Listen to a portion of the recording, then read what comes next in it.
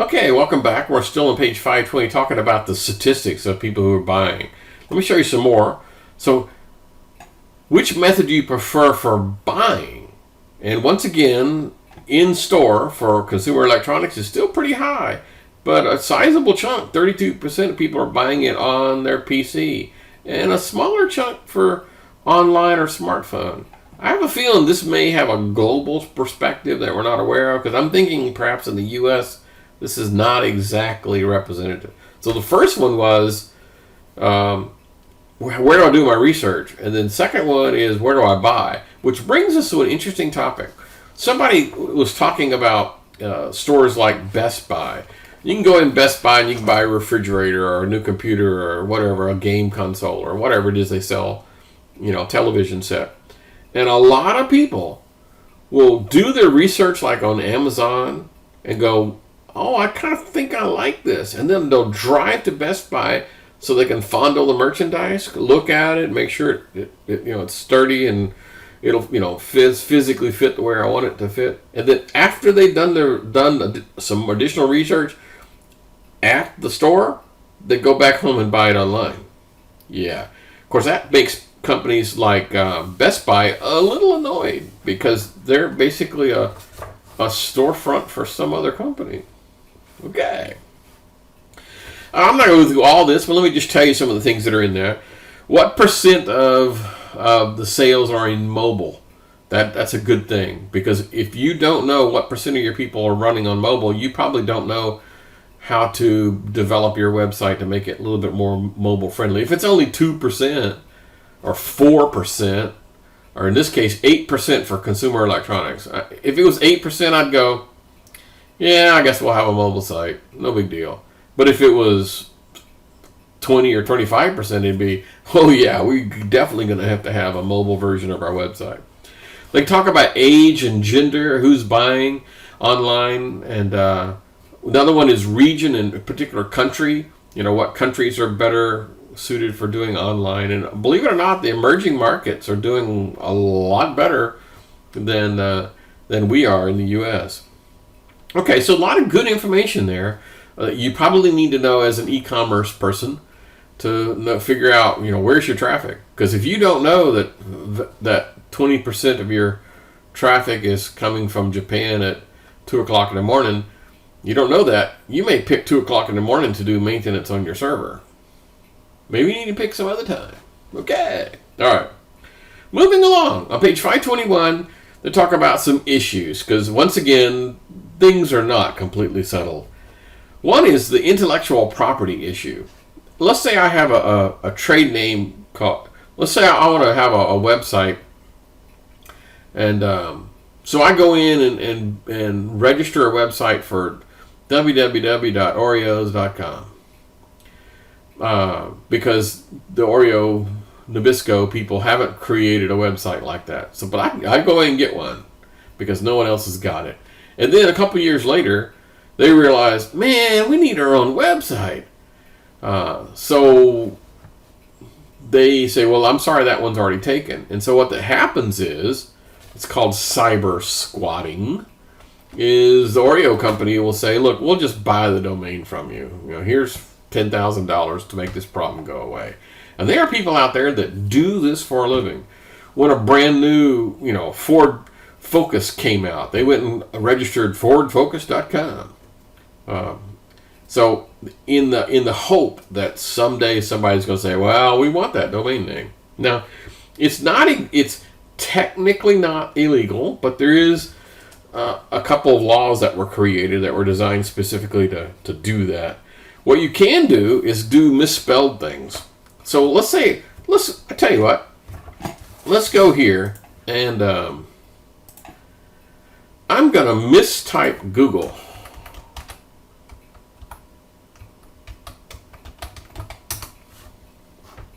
Oh. This is a phishing website. In other words, when I misspell a word, it's going to bring me to an illegal not illegal. This is one that's designed to trick you into thinking that you're actually doing something. Thank goodness my Bitdefender came up and blocked this.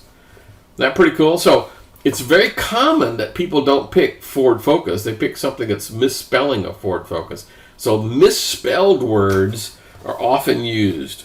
Okay. So cyber squatting. Now, we talked about this in Chapter 10, that this is not necessarily a bad thing if you're just doing like your own name. In other words, your intention isn't to make money off of someone else. Your intention is to reserve a name without having a website. That's perfectly okay. Then, of course, the next one issues is security. Security is never ending. There's no way you can take a break from security. You just got to keep doing it over and over and over.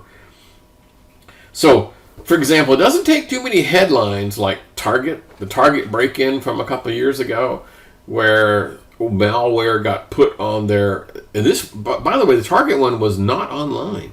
Okay, this was in the store. You put your credit card through the little swipe machine, and it stole your credit card information and sent it off to somebody else. Okay, so it wasn't necessarily anything to do with the web, but those kinds of stories tend to scare people. It definitely kind of puts a damper on consumer confidence for any of these things. So if you're an e-retailer, man, expect your sales to drop when somebody else has a security problem.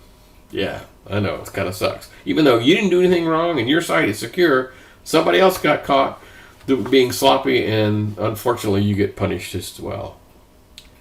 Fraud. I talked to you about phishing website. Here's an example. I misspelled the word Google and I ended up at a phishing website where their intention is to fool me into doing something, probably to get credit card information.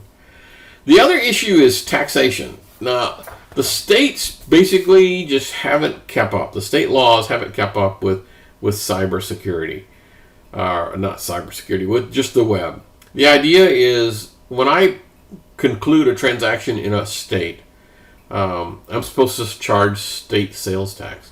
And so there are states out there that are losing money big time because let's say 20%.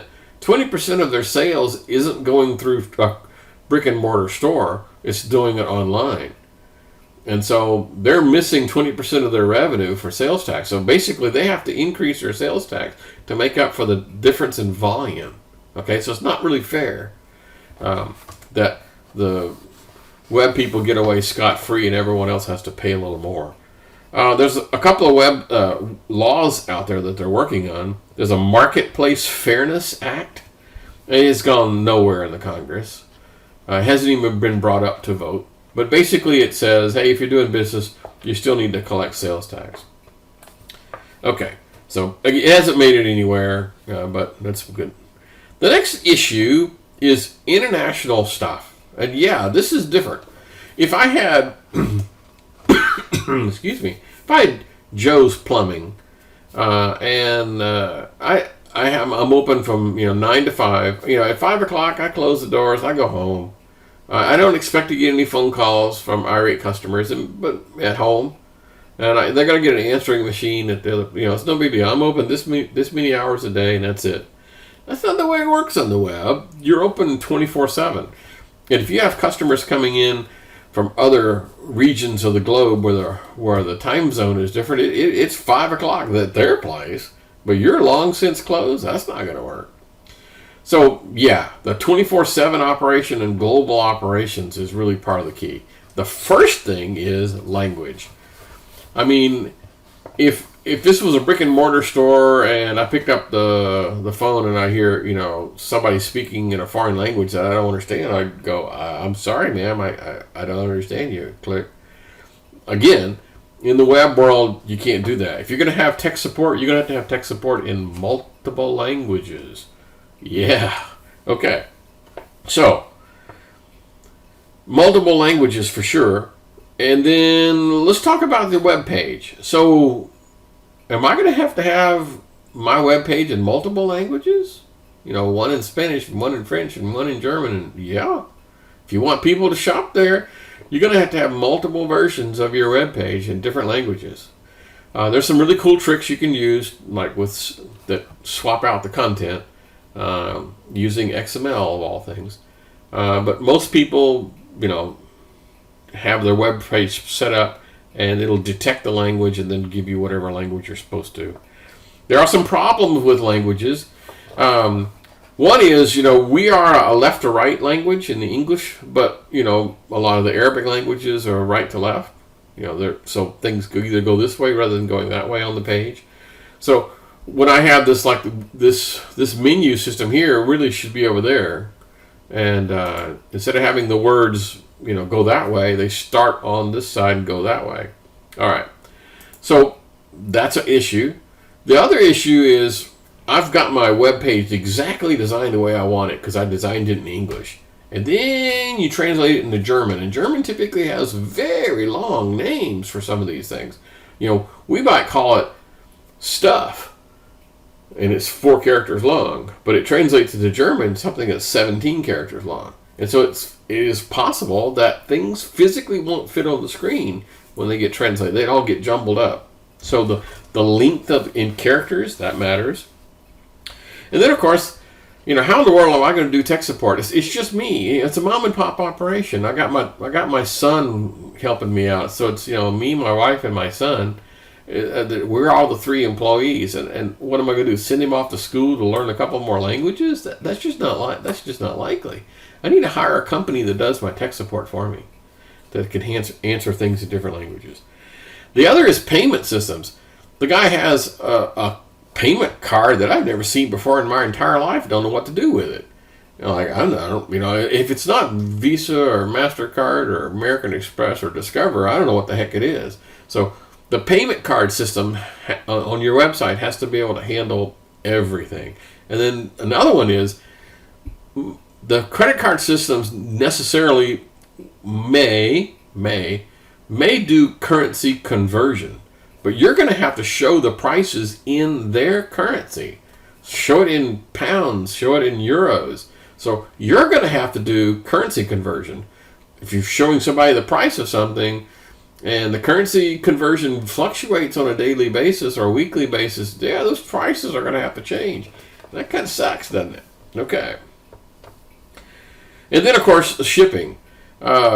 You just use FedEx because that's what you've always used. And then now as you're a global organization, I'm sorry, FedEx doesn't ship to Bolivia. So you have to use DHL or one of those kind of things. You're going to have to be more aware of the time and the distance and the cost associated with shipping. How long does it take to get to Timbuk 1?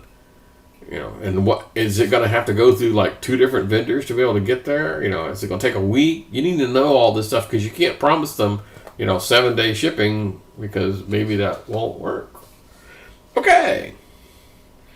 The next topic is on page 523, and they kind of go off on a wild tangent here, talking about security. We need to talk about security in this course, but we have plenty of courses to do this. Let's talk about some terms first.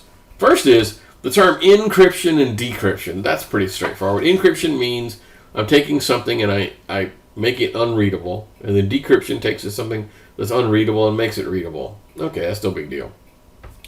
Clear text and cipher text that's like the before. Clear text is like the letter in English that you can read, and cipher text is one after the letter has been encrypted, so you can't read it. So cipher text and clear text.